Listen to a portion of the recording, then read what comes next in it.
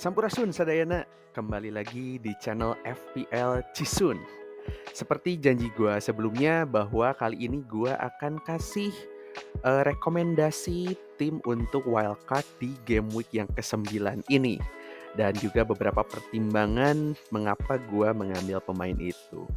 Tapi sebelumnya, gua pertama-tama mau bahas dulu nih mengenai jadwal pertandingan dari beberapa tim yang cukup mudah nih untuk beberapa game week ke depan.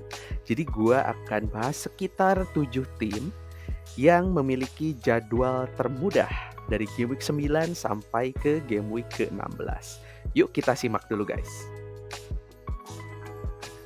Oke, inilah 4 tim pertama yang memiliki jadwal terbaik antara game week 9 sampai ke game week yang ke-16. Yang pertama itu ada West Ham United. Sebenarnya nggak terlalu banyak nih yang bahas soal West Ham karena memang dari yang pertama mungkin permainannya kurang atraktif, tidak seatraktif seperti Brighton ataupun Aston Villa gitu, dan aset-aset FPL-nya pun kurang menarik. Tapi kalau kalian punya Bowen atau punya Vladimir Suval, Areola, itu mungkin kalian bisa keep dulu nih karena West Ham ini sampai ke game week 16 tidak ada jadwal merah ya, tidak ada jadwal yang sulit. Terlihat ada 5 kali game week hijau dan 3 kali game week abu.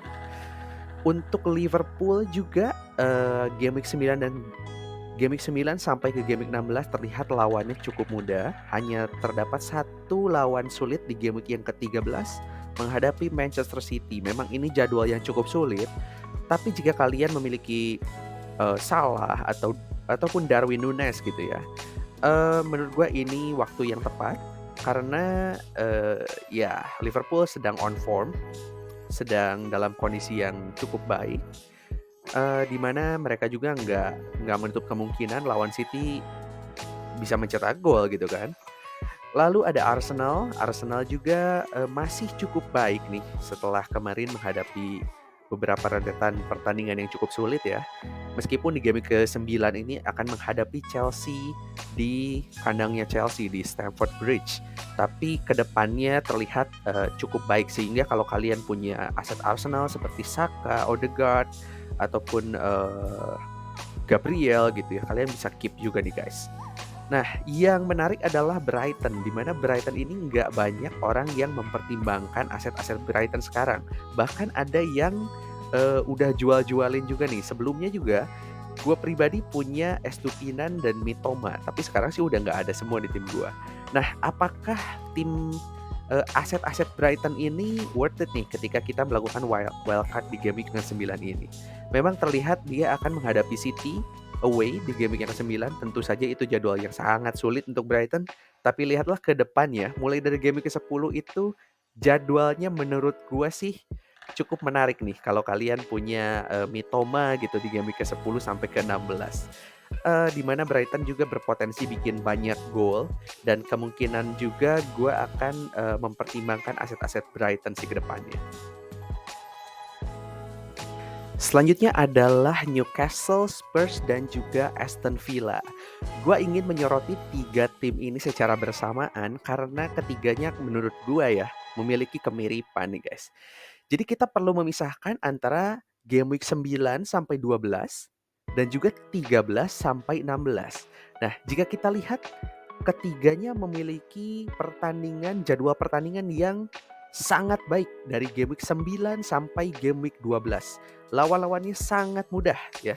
Tapi kalau kita lihat lebih jauh ke belakang, mulai dari game week 13 sampai 16 itu mereka akan menghadapi lawan-lawan yang cukup sulit nih guys. Jadi kalau kalian melakukan wildcard di game week ke-9 ini, atau kalian memiliki aset-aset dari ketiga tim ini, kalian juga harus mempersiapkan penggantinya pada saat terjadi fixture swings di game week yang ke-13, di mana tentunya akan ada tim-tim lain yang jadwalnya lebih menarik nih.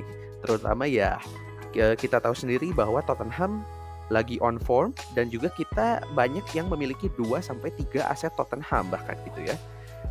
Tapi di game week ke-14 dia akan menghadapi City, lalu akan menghadapi Newcastle juga di game week 16. Nah, kalian harus mempersiapkan diri nih, strateginya gimana untuk mengganti pemain-pemain tersebut. Dan untuk Aston Villa dan juga untuk Newcastle pun kalau kalian punya Trippier atau Watkins, mungkin bisa dipertimbangkan juga strategi transfer ke depannya seperti apa.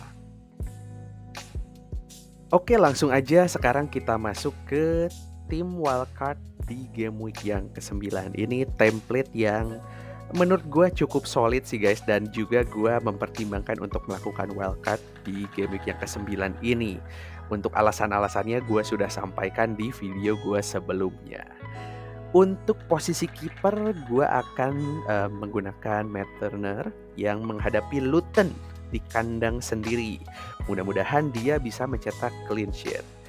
Untuk back ada yang cukup menarik nih, dimana gue merekomendasikan Tsimikas dari Liverpool yang seperti gue bahas, jadwal pertandingannya akan menjadi cukup mudah ya, mulai game ke-9 ini.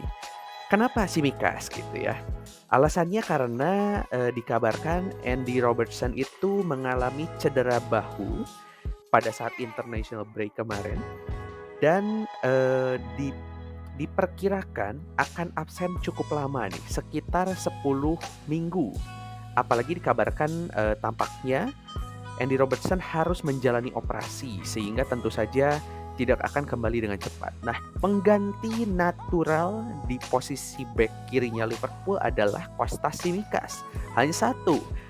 Dan ya kemungkinan besar sih dia main ya sebagai starter gitu di Liverpool. Kecuali ya nanti si Klopp mungkin bisa aja mainin Joe Gomez atau Matip di posisi itu. Tapi ya nggak selalu sih, karena pengganti natural dari Robertson adalah Tsimikas itu sendiri. Tapi jika kalian berani mengambil langkah ini, pastikan kalian juga memiliki pemain cadangan yang bagus dan pasti main.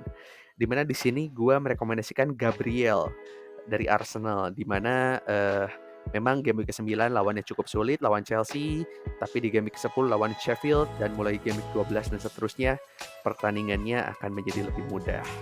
Selanjutnya adalah Destiny Udogie dari Spurs. Mungkin opsi lain adalah Pedro Porro ataupun Christian Romero ya dari Spurs. Menghadapi Fulham di kandang, bermain sebagai wingback ini cukup menarik sih untuk dipertimbangkan. Selanjutnya adalah back Aston Villa. Aston Villa seperti yang kita telah bahas sebelumnya memiliki pertandingan yang sangat baik 4 game ke depan. Untuk kali ini gue memilih Pau Torres. Pertimbangannya sebenarnya karena harganya murah. Meskipun ada opsi lain seperti Matty Cash maupun Lucas Digne. Matty Cash harganya sekarang sudah cukup mahal, 5,1 juta. Sebetulnya gue masih punya 1,7 nih di bank gue. Cuman kenapa nggak pilih Matty Cash? Karena ya nantilah gue akan bahas nih di beberapa slide berikutnya. Sedangkan kenapa gue tidak memilih Lucas Digne? Karena basically dia sudah memperoleh 4 kartu kuning, sehingga ketika dia mendapatkan satu kartu kuning lagi, dia akan mendapatkan ban atau penalti 1 pertandingan tidak bisa bermain. Sehingga untuk kali ini mungkin gue akan menempatkan Pau Torres sebagai backnya Aston Villa.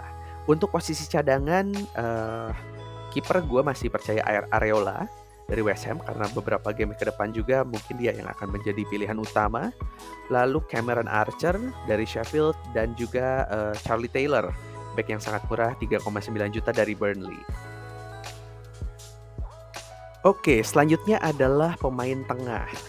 Untuk pemain tengah yang pertama ada Maddison dan juga Son.